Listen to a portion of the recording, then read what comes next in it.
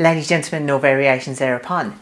This week I'm going to be doing a lot of sewing projects, so before I start any of them, I want to create an organisational wall for all of my sewing accoutrements.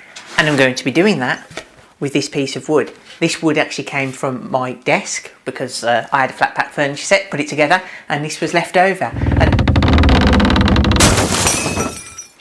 I'm sure that was nothing, but this is the spare part, and I'm going to use that in order to place on the wall and have all of my sewing stuff there, so it's on the wall and off of my actual workspace because I don't have that much free space. One thing I have done, I don't know how well it's going to show up on camera, is I have drawn on the wall the outline of a light switch which is on the other side of the wall.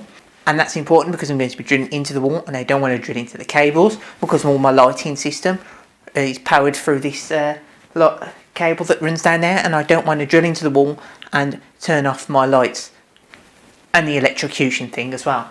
With that out of the way, let's just jump into how I'm going to create this.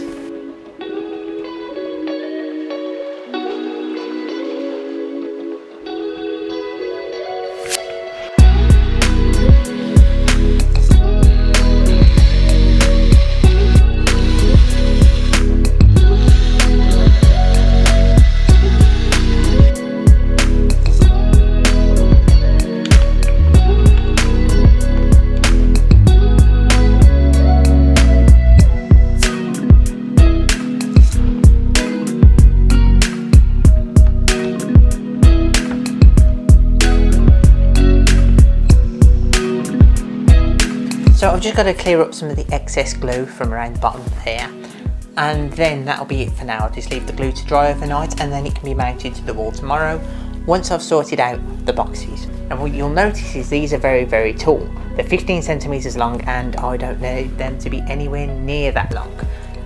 But I haven't cut them down to size because whilst I did put a bit of tape on the drill bit to make sure that I was trying to drill the same depth each time, it's, you know, it's not guaranteed. I mean, there could be sawdust and things in there, or I couldn't have misjudged it one or two times. So these are not going to all be sitting at the same level. So if I would have cut them all to the same size first and then stuck them in the hole, then some of them would be slightly taller than the others and you wouldn't look quite right. So what I've done is I've put all the dowels in first, and then I'm going to cut them down to size tomorrow once they're dry, so that I know then they are all at the appropriate scale. Okay, so this has been left overnight now and they're all good and stuck in there. So I'm going to take a little thread bobbin, spool of thread, and start cutting these down to size.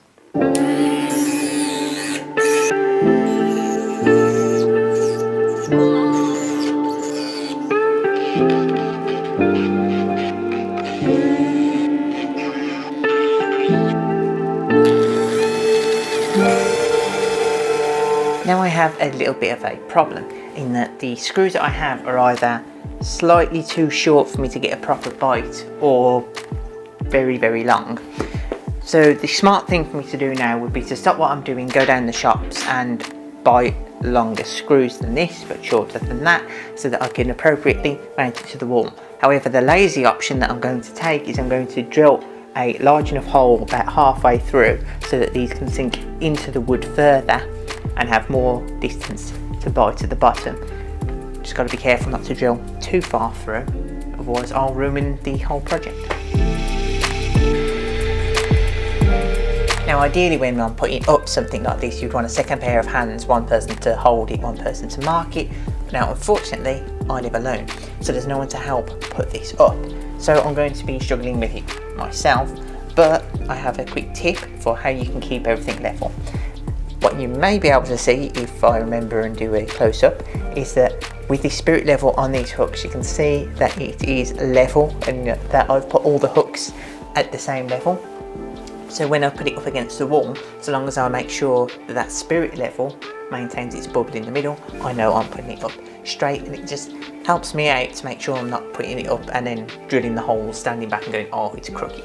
So what I'm going to do first is hold this against the wall and try my best to get a pencil into these holes and mark on exactly where I need to drill. Let's find me pencil.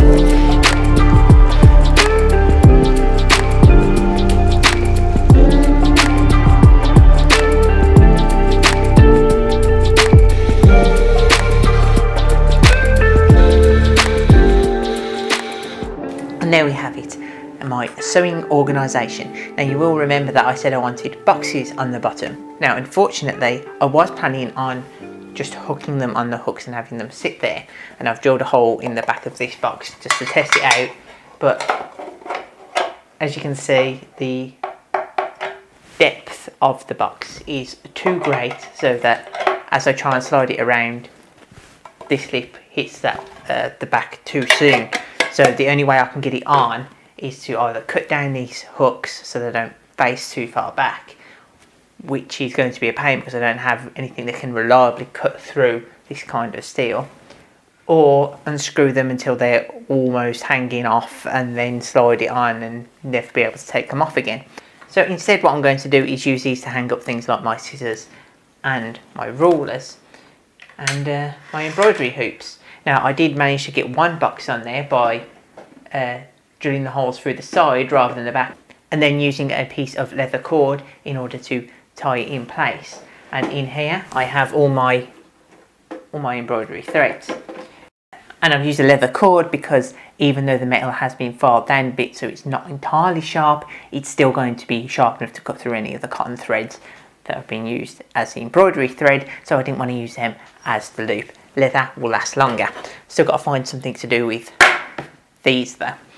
See, the benefits of doing something like this are threefold. Firstly, the obvious one, save space, because you're only using a little bit of floor space in order to have everything all lined up. You can just stack things on top of each other, like just putting things on top of boxes in order to make them save space. The issue with doing that is once you start stacking things on top, it becomes difficult to see what's underneath and difficult to get to. By doing something like this, you get another two benefits in that you can see exactly what you have. So before starting the project, I can see exactly how much I have of each thread. So there's less danger of me running out of some of the threads while I'm part way through a project. And if I think I'm running low, I can buy more in advance. And the other advantage is accessibility. I don't have to go rummaging through a box. See, I do have things inside of this sewing box that I don't use very often. The things that I do use often, like my thimble, are at the top. And then I've got things like these polyester threads that I never use because they keep snapping my needles. And I keep those in there because I never really go into that box and I'm never going to really use them. However, these I'm going to use all the time, so I can just grab a thread, stick it on the sewing machine and stick it back on when I'm done. It makes clearing up a lot easier, and it makes my accessibility of my tools a lot easier. I can see what I have, I can get to them, and it saves space. Three advantages to doing something like this, and it's a fairly easy project.